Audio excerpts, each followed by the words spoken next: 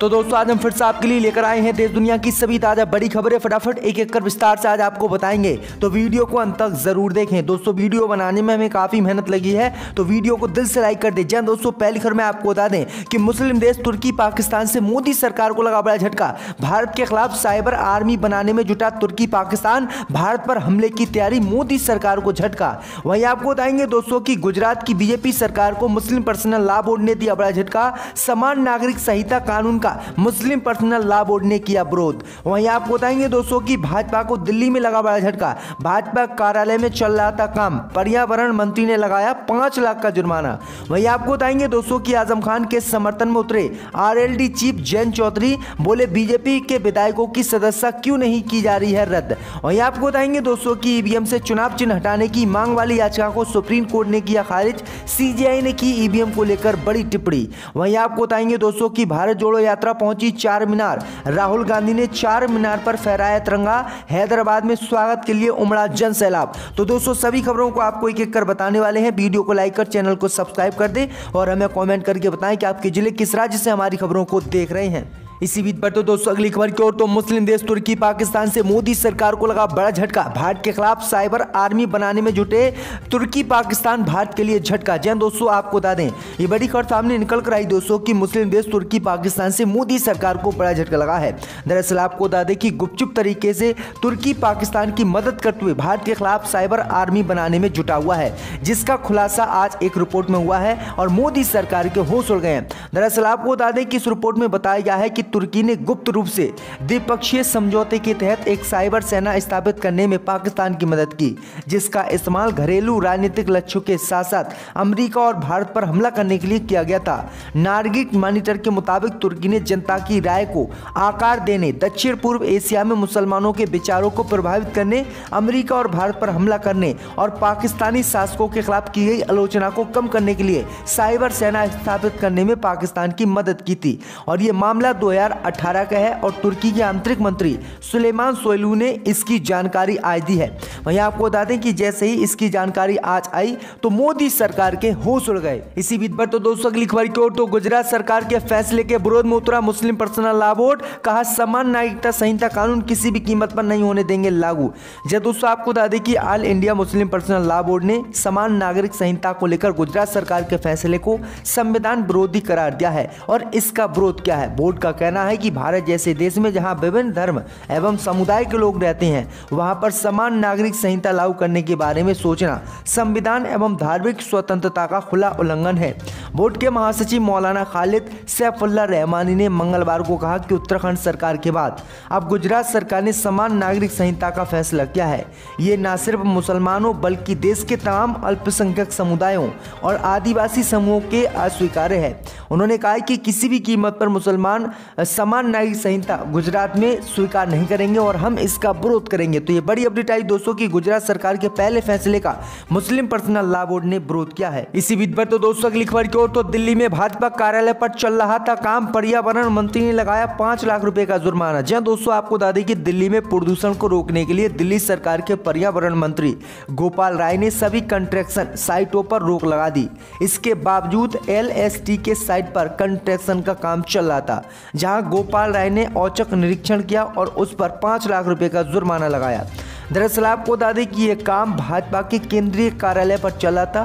भाजपा के केंद्रीय कार्यालय के एक्सटेंशन का काम ये बीजेपी करा रही थी, जिसका निरीक्षण उन्होंने किया और अचानक ही वो यहाँ पर पहुंचे और भाजपा के कार्यालय पर काम करने के आरोप में 5 लाख रुपए का जुर्माना काम कर रही कंपनी पर लगाया है। तो ये बड़ी अपडेट आई दोस्तों कि दिल्ली में भाजपा को ये बड़ा झटका आम आदमी पार्टी ने आज दिया है। इसी बीच पर तो दोस्तों अगली खबर की ओर, तो आजम खान के समर्थन में उतरे आरएलडी चीफ जयंत चौधरी, बोले आजम खान की सदस्यता क्यों की जा रही है रद्द। जय दोस्तों आपको बता दें कि आरएलडी प्रमुख और राज्यसभा सदस्य जयंत चौधरी ने समाजवादी पार्टी के नेता मोहम्मद आजम खान की विधानसभा सदस्यता निरस्त किए जाने के मुद्दे पर उत्तर प्रदेश विधानसभा अध्यक्ष को पत्र लिखकर उनके त्वरित न्याय की मंशा पर सवाल उठाया है। दरअसल आपको बता दें कि आरएलडी प्रमुख जयंत चौधरी ने पूछा है कि आखिरकार सत्ताधारी दल और विपक्ष के विधायकों के लिए कानून क्या अलग अलग है। उन्होंने कहा है कि बीजेपी के नेता लगातार विवादित बयान देते हैं लेकिन उन पर कोई कार्रवाई नहीं की जाती है। आजम खान साहब ने कोई बयान दिया था, वो भी 2019 में। तो अब उनके खिलाफ कार्रवाई की जा रही है। उन्होंने कहा है कि देश में सत्ताधारी और विपक्ष के विधायकों के लिए क्या अलग अलग कानून है? अगर बीजेपी को कार्रवाई करनी है तो फिर वह अपने विधायकों पर क्यों कार्रवाई नहीं करती? इसी बीच पर तो दोस्तों अगली खबर की ओर, तो ईवीएम को लेकर सुप्रीम कोर्ट ने सुनाया बड़ा फैसला, सीजीआई ने कही बड़ी बातें। जी दोस्तों, आपको बता दें कि इलेक्ट्रॉनिक वोटिंग मशीन यानी ईवीएम से सियासी दलों का चुनाव चिन्ह हटाने की मांग वाली याचिका को सुप्रीम कोर्ट ने खारिज कर दिया। इस दौरान शीर्ष अदालत ने याचिका का निपटारा करते हुए याचिकाकर्ता को उसकी मांग चुनाव आयोग के समक्ष रखने की मंजूरी दी है। इस पर निर्वाचन आयोग के वकील ने कहा कि यदि आयोग के पास ऐसा कोई मामला आएगा तो वो उसे देखेगा। सुनवाई के दौरान मुख्य न्यायाधीश यूयू ललित ने पूछा कि कोई व्यक्ति जब किसी सियासी दल का उम्मीदवार बनता है तो वह अपनी राजनीतिक पार्टी को कैसे दर्शाएगा।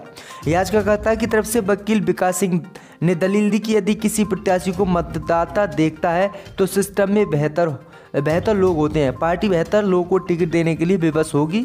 ये ब्राजील में भी किया जाता है।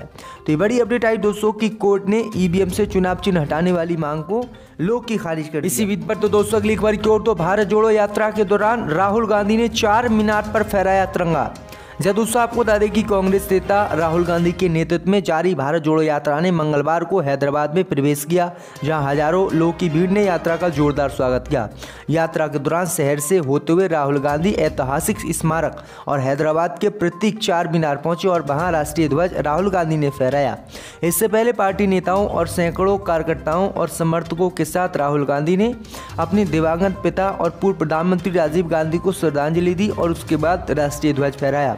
हैदराबाद और सिकंदराबाद के जुड़वा शहरों में सांप्रदायिक शांति और सद्भाव के लिए 19 अक्टूबर 1990 को राजीव गांधी द्वारा शुरू की गई 4 मीनार की सद्भावना यात्रा की स्मृति में यह कार्यक्रम आयोजित किया गया था। इसी बीच पर तो दोस्तों अगली खबर की ओर, तो गुजरात के हादसे में एक ही परिवार के 7 लोगों की हुई मौत।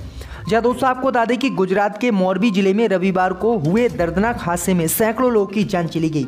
इस हादसे में कई परिवार के सभी सदस्यों की मौत हो गई है, तो कई लोगों के तो सिर से साया भी हट गया है।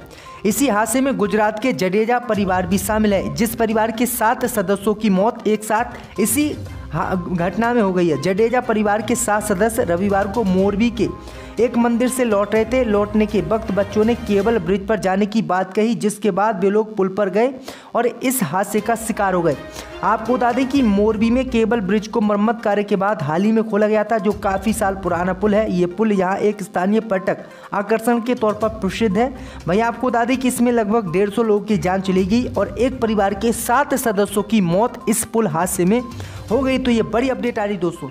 इसी बीच पर तो दोस्तों अगली खबर की ओर, तो आम आदमी पार्टी ने बीजेपी पार्षदों पर लगाया 35,000 करोड़ रुपए हड़पने का आरोप। दोस्तों आपको बता दें कि आम आदमी पार्टी ने दिल्ली में दावा किया है कि भ्रष्टाचार में कथित संलिप्तता के कारण आगामी दिल्ली नगर चुनाव में भारतीय जनता पार्टी ने 2017 की तरह ही अपने मौजूदा पार्षदों को मैदान में नहीं उतारने का फैसला किया है। दिल्ली नगर निगम चुनाव के लिए आप प्रभारी दुर्गेश पाठक ने बीजेपी पार्षदों पर 35,000 करोड़ रुपये हड़पने का आरोप भी लगाया है। वहीं दिल्ली बीजेपी ने पलटवार करते हुए पाठक पर खबरों में बने रहने के लिए कहानियां गढ़ने का आरोप भी लगाया है। तो ये बड़ी अपडेट आई दोस्तों कि बीजेपी के पार्षदों पर इससे पहले भी भ्रष्टाचार के आरोप लगते रहे गुजरात में, जो है दिल्ली में। इसी बीच पर तो दोस्तों अगली खबर की ओर, तो गुजरात में 2 चरणों में होगा चुनाव, कल होगी तारीखों की घोषणा। दोस्तों आपको बता दें कि गुजरात विधानसभा चुनाव का ऐलान कल हो सकता है। सूत्रों से मिली जानकारी के मुताबिक चुनाव आयोग कल यानी बुधवार को गुजरात विधानसभा चुनावों की तारीखों का ऐलान कर सकता है। इसके लिए चुनाव आयोग ने तैयारी भी पूरी कर ली है। पिछले साल 2017 की तरह ही गुजरात चुनाव 2 चरणों में ही होंगे। नवंबर के आखिरी या फिर दिसंबर के पहले हफ्ते में चुनाव होने की आशंका है। सूत्रों के मुताबिक काउंटिंग की तारीख 8 दिसंबर को ही रहेगी, क्योंकि हिमाचल चुनाव के नतीजे हैं वो भी 8 दिसंबर को ही आ रहे हैं। तो ये बड़ी अपडेट आ रही दोस्तों कि कल जो है चुनाव आयोग इसकी घोषणा कर सकता है। इसी बीच पर तो दोस्तों अगली खबर की ओर, तो भारत पाकिस्तान में छिड़ सकता है युद्ध, भारतीय सेना पीओके पर कर सकती है कब्जा। दोस्तों आपको बता दें कि रक्षा मंत्री राजनाथ सिंह द्वारा गिलगित बल्टिस्तान के मुद्दे को उठाने और पाकिस्तान के कब्जे वाले कश्मीर यानी पीओके के शेष हिस्सों पर फिर से भारत का कब्जा करने पर जोर देने के कुछ दिनों बाद चिनार कोर के commander lieutenant general ADS Aujla ने कहा है कि इसके लिए सरकार के आदेश पर कोई भी कार्रवाई करने के लिए भारतीय सेना पूरी तरह से तैयार है। उनका कहना है कि अगर भारतीय सेना को सरकार इजाज़त देती है, अनुमति देती है, तो भारतीय सेना जो पाकिस्तान ने पीओके पर कब्जा कर रखा है है आज़ाद कश्मीर जिसे पाकिस्तान बोलता है, उस पर हम कब्जा करने के लिए पूरी तरह से तैयार हैं। तो ये बड़ी अपडेट आई दोस्तों कि किस तरह से कभी भी जो है युद्ध छिड़ सकता है। इसी बीच पर तो दोस्तों अगली खबर की ओर, तो गुजरात चुनाव को लेकर बोले केजरीवाल, जरूरत पड़ी तो घर घर जाकर कटोरे से